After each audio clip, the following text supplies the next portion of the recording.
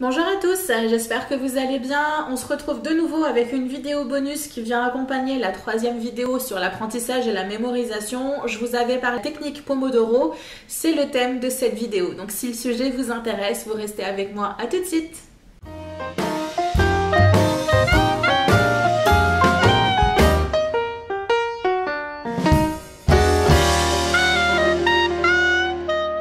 Comme je vous l'ai dit dans les vidéos précédentes, il est important pour vous de réussir à trouver un équilibre entre les périodes où vous travaillez et les moments de pause. Ça n'est pas en vous mangeant 4 ou 5 heures de révision non-stop le nez dans vos bouquins que vous allez réussir à travailler de manière efficace. Je vous l'ai dit dans les vidéos précédentes et je continuerai à vous le répéter. Il y a une méthode qui est très intéressante qui s'appelle la méthode Pomodoro. Alors pourquoi Pomodoro? Tout simplement parce que la personne qui a inventé cette méthode utilisait un minuteur en forme de tomate. Pomodoro veut dire tomate en italien.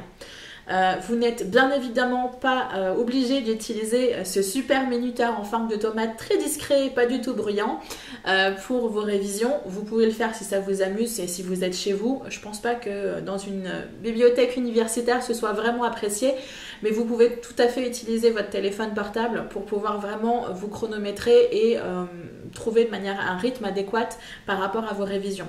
Attention au téléphone, essayez de le mettre en mode silence, en mode avion, parce que du coup comme ça vous évitez d'être déconcentré par les différentes notifications que vous pourriez avoir.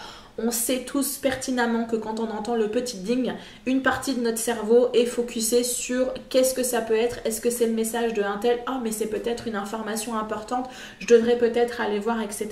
Oh, je devrais peut-être au moins juste jeter un coup d'œil. On sait très bien que si on jette un coup d'œil à notre écran, on va passer 10 minutes sur un réseau social en particulier pour aller voir les informations et on va trouver d'autres choses intéressantes et on va finir par y passer une demi-heure voire une heure. Essayez au moins de le mettre en mode d'avion si vous ne voulez pas l'éteindre, tout simplement pour, voilà, si vous avez besoin de l'utiliser pour vous chronométrer ou pour éventuellement vous isoler un petit peu du bruit ambiant que vous pourriez avoir. Ça va être important pour vous au niveau de la distraction que vous pourriez avoir autour de vous. Concrètement, la technique est vraiment très simple. Je vous mets en ce moment une image qui va vous permettre de bien visualiser le mode de fonctionnement. Vous travaillez sur des périodes de 30 minutes, 25 minutes étant consacrées au travail, les 5 minutes restantes étant consacrées à une pause. Vous allez pouvoir du coup fonctionner par boucle pendant 4 séances d'affilée de 30 minutes. Au bout de 4 séances, vous octroyez une pause de 20 à 25 minutes où vous allez du coup pouvoir vous en profiter pour vraiment vous dégourdir, vous changer les idées.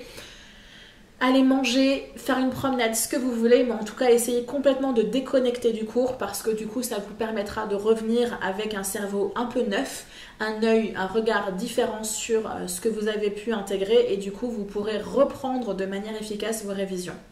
Je vous l'ai dit, la méthode est vraiment très simple, la vidéo est très courte, mais je vous trouvais intéressant de vraiment le sortir de la masse des informations que je peux vous donner dans les vidéos globales, parce que je trouve que ça peut être vraiment un mode de fonctionnement qui peut être intéressant. À vous de voir si c'est quelque chose que vous pouvez appliquer à votre mode de vie, à votre façon de fonctionner. Parce qu'encore une fois, je vous le répète, les méthodes et les outils que je vous communique ne sont pas forcément tous bons pour vous. À vous de voir ce qui peut être intéressant et ce qui peut être un tout petit peu modifié pour vraiment coller à votre façon de fonctionner. Je vous dis à très bientôt et d'ici là, faites attention à vous. Bye bye! Regardez le thème de la mémorisation par répétition espacée. Donc si le sujet vous intéresse,